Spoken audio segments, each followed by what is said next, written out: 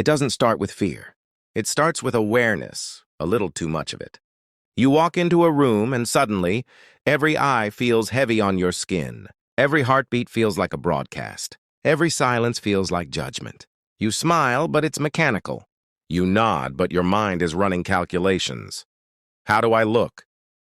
What do they think? Did I say too much? Too little? This is what psychologists call self-focused attention. When your awareness turns inward, away from life and toward surveillance. You stop being and start monitoring being. It's not vanity. It's protection. Because once upon a time, you learned that being seen meant being hurt. Maybe it was a parent's criticism, laughter from classmates, or years of being told, just be confident.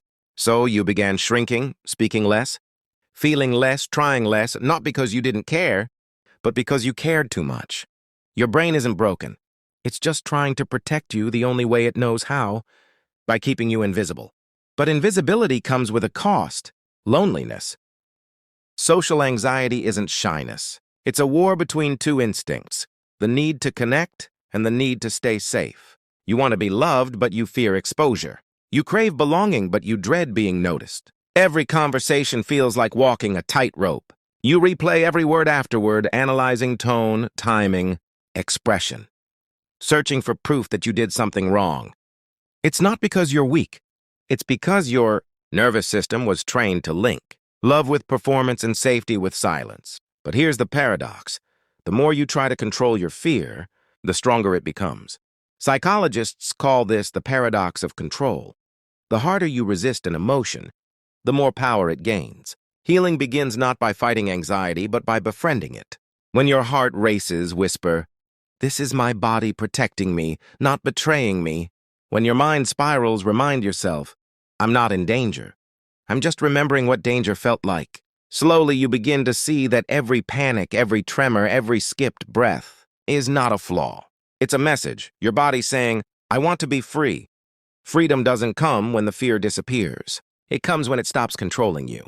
Healing from social anxiety is not about becoming fearless.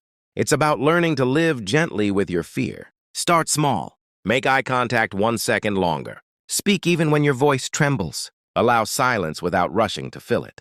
Those small moments are revolutions. Each one tells your brain, "I'm safe now." Because you are. You're not the child who had to hide to be accepted. You're not the teenager who thought silence was safety.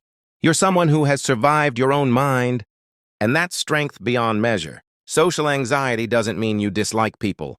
It means you feel too much, their emotions, their expectations, their judgment. But that depth also makes you compassionate. It makes you human. And one day you'll walk into a room and realize no one was watching. No one was judging. And even if they were, it wouldn't matter. Because peace isn't found in being perfect. It's found in finally, quietly being yourself.